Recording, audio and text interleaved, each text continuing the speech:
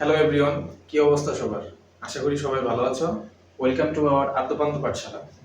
তো আজকে তোমাদের হচ্ছে খুবই একটা গুরুত্বপূর্ণ টপিক পড়াবো, সেটা হচ্ছে আমাদের তাপগতিবিদ্যার হচ্ছে এনট্রপি নিয়ে পড়ালেখা। ঠিক আছে? তো এই এনট্রপি নিয়ে তোমাদের হচ্ছে প্রতি বছরই কোনো না কোনো কোশ্চেন এসে থাকে। তো চলো হচ্ছে আমরা শুরু করে দিই। ফার্স্ট অফ অল আমাদের জানতে হবে হচ্ছে এনট্রপি কি। এনট্রপি হচ্ছে তোমার কোনো সিস্টেমে মানে শক্তি রূপান্তরের অক্ষমতা, এটা হচ্ছে আমরা এনট্রপি জানি। তো আমি যদি একটা উদাহরণ দিই তোমাদের, ধরো যে আমাদের হচ্ছে পৃথিবীর হচ্ছে অ্যাভারেজ টেম্পারেচার হচ্ছে তোমার ধরো যে 20 ডিগ্রি সেলসিয়াস। তো এটা যদি আমাদের পৃথিবীর অ্যাভারেজ টেম্পারেচার 20 ডিগ্রি সেলসিয়াস হয়, তাহলে হচ্ছে আমাদের পানির তাপমাত্রা হচ্ছে 20 ডিগ্রি সেলসিয়াস হবে। তো এই পানিটা তুমি কতক্ষণ পাবা? এই পানিটা হচ্ছে তোমার হচ্ছে 100 ডিগ্রি সেলসিয়াসের নিচে পাবা। কারণ হচ্ছে 100 ডিগ্রি সেলসিয়াসের উপরে চলে গেলেই হচ্ছে এটা বাষ্পীভবন হয়ে যাবে। তো তুমি হচ্ছে এমন একটা হচ্ছে ইঞ্জিন তৈরি করবা, যেটা হচ্ছে তোমার হচ্ছে এই 20 ডিগ্রি থেকে 100 ডিগ্রির মধ্যে কাজ করবে। ঠিক আছে? তাহলে তোমার রেঞ্জটা কতটুকু হচ্ছে? তোমার রেঞ্জটা হচ্ছে 60 ডিগ্রি সেলসিয়াস, 80 ডিগ্রি সেলসিয়াস হচ্ছে। তো তারপরে ধরো যে আমাদের এই টেম্পারেচারটা বেড়ে ধরো যে 30 ডিগ্রি সেলসিয়াস হয়ে গেল আমাদের হচ্ছে পৃথিবীর টেম্পারেচারটা। তো যখন 30 ডিগ্রি সেলসিয়াস হয়ে যাবে, তখন কিন্তু তোমার 100 ডিগ্রি সেলসিয়াস আর 30 ডিগ্রি সেলসিয়াসের মধ্যে রেঞ্জটা হবে 70 ডিগ্রি সেলসিয়াস। ঠিক আছে? তখন কিন্তু তুমি যে ইঞ্জিনটা দিয়ে কাজ করবা, তখন হচ্ছে তুমি কিন্তু কাজ কম পাবা।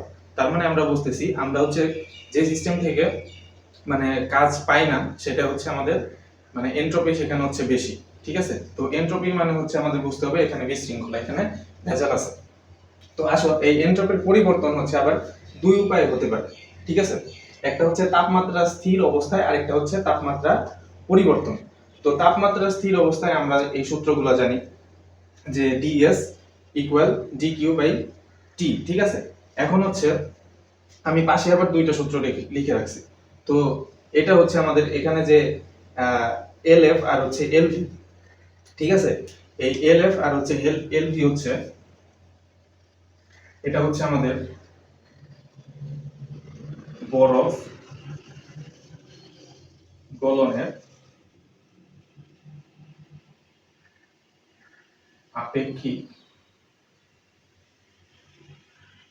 সুপ্ততা। ঠিক আছে? এই এলএফটা হচ্ছে আমাদের বরফ গলনের আপেক্ষিক সুপ্ততা, আর হচ্ছে এই এলভিটা হচ্ছে আমাদের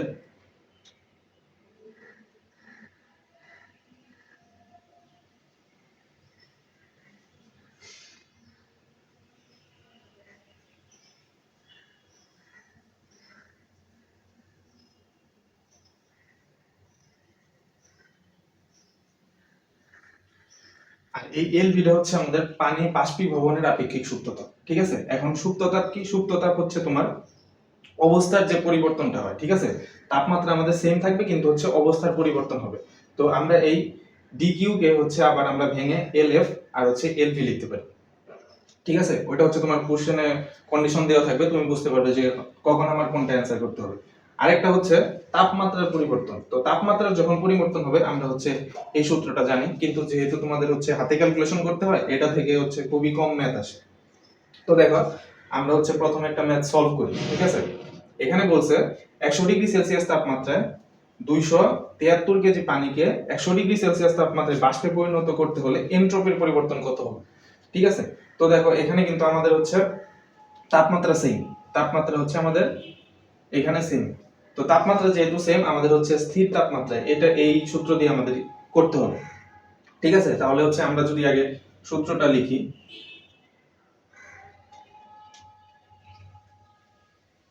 ডিএস ডিকিউ বাই টি। ঠিক আছে? এখন দেখো এখানে হচ্ছে আমাদের এলভি এর মানটা দেওয়া আছে। এলভি কি আমরা জানি? আমরা জানি পানি বাষ্পীভবনের আপেক্ষিক সুপ্ততা। ঠিক আছে? তো আমরা হচ্ছে ডিকিউ কে M L V divided by T আকারে লিখতে পারি, তাই না? এখন দেখো এমটা কি? এমটা হচ্ছে আমার ভর। এখানে ভর কত দেওয়া আছে? ভর হচ্ছে আমার এখানে 373 দেওয়া আছে। ঠিক আছে?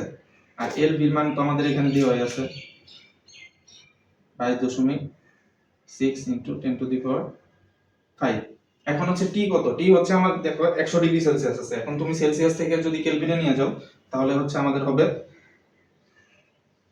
373। ঠিক আছে, এখন তুমি দেখো অনায়াসে কাটাকাটি করতে পারো। এটা তুমি যদি কেটে দাও তাহলে কি থাকবে আমাদের? আমাদের থাকবে হচ্ছে 22.6 ইন্টু 10⁵ জুল পার কেলভিন। ঠিক আছে, এখন দেখো আমি এখানে অ্যান্সার লিখে রাখছি। তো তোমরা তো এখন বিপদে পড়ে যাবে যে এখানে অ্যান্সারের সাথে তো মিলতেছে না। ঠিক আছে, দেখো আমাদের এখানে কত আসছে, এখানে হচ্ছে 22.6 ইন্টু 10⁵ জুল পার কেলভিন। ঠিক আছে, এটাকে তুমি যদি এইভাবে করো, তুমি যদি হচ্ছে দশমিকটাকে এক ঘর বামে নিয়ে যাও, এইখান থেকে এখানে নিয়ে যাও, তাহলে দেখো তাহলে হচ্ছে আমরা কি করতে পারি তাহলে হচ্ছে আমরা এখানে একটা +1 যুক্ত করতে পারি, +1 যুক্ত করতে পারি।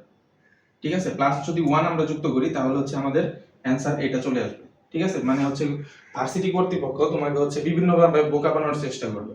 ঠিক আছে, এগুলাতে আমাদের মানে কনসেন্ট্রেট দেওয়া যাবে না। এখন দেখো আমরা যদি পরেরটাতে আসি, পরেরটা বলছে হচ্ছে 0°C তাপমাত্রায়। ঠিক আছে, এখানে সেলসিয়াস হবে,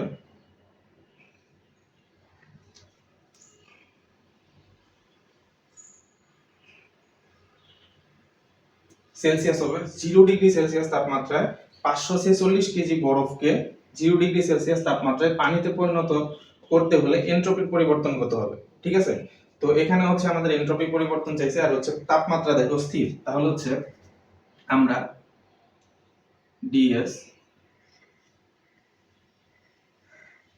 dq বাই t লিখতে পারি। তো এখন দেখো এখানে হচ্ছে আমাদের LF এর মানটা দেওয়া আছে। LF কি? LF হচ্ছে আমাদের বরফ গলনের আপেক্ষিক সূত্রতা। ঠিক আছে, LF হচ্ছে আমাদের, তাহলে হচ্ছে আমরা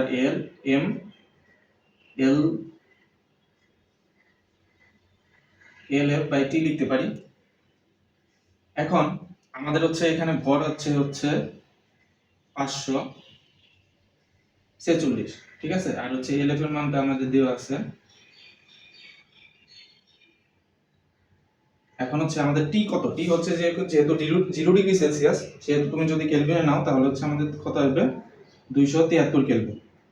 ঠিক আছে, এখন তুমি 273 দিয়ে 546 কে কাটাকাটি করতে পারো, কতবার যাবে? এখানে হচ্ছে 2 বার যাবে। ঠিক আছে, তাহলে হচ্ছে আমাদের আলটিমেটলি অ্যান্সার আসবে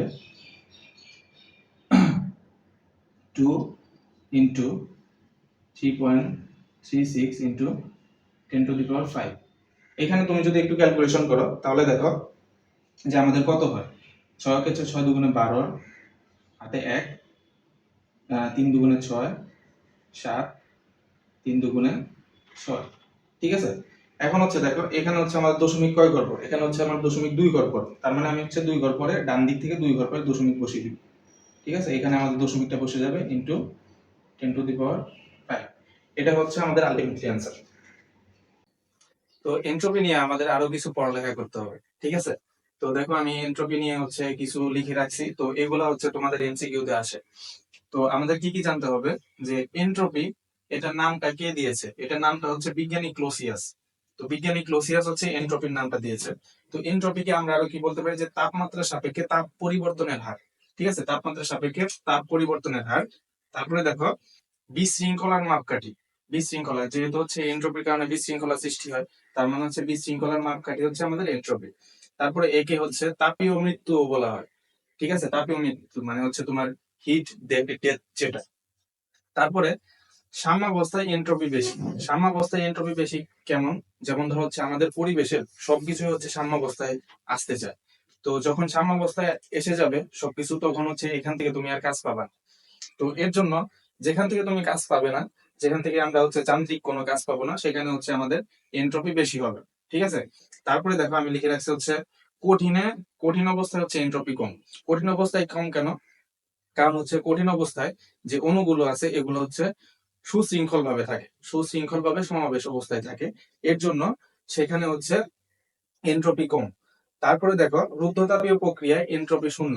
রুদ্ধতাপীয় প্রক্রিয়া এনট্রপি শূন্য কেন? কারণ হচ্ছে রুদ্ধতাপীয় প্রক্রিয়া হচ্ছে কোনো তাপের আদান প্রদান হয় না। তো আমরা জানি এনট্রপি হচ্ছে আমাদের DS equal DQ by T.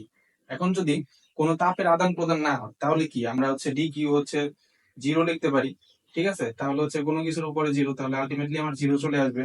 তার মানে হচ্ছে আমাদের রুদ্ধতাপীয় প্রক্রিয়া এনট্রপি শূন্য। তারপর প্রত্যাবর্তী প্রক্রিয়া এনট্রপি স্থির থাকে। ঠিক আছে, কর্ণচক্রের যে প্রত্যাবর্তী প্রক্রিয়াটা আছে সেখানে হচ্ছে এন্ট্রপি স্থির থাকে। তো আমাদের আরো দুইটা জিনিস জানা লাগবে, সেটা হচ্ছে একক আর হচ্ছে মাত্রা। তো একক দেখো, একক হচ্ছে এন্ট্রপির জুল পার কেলভিন।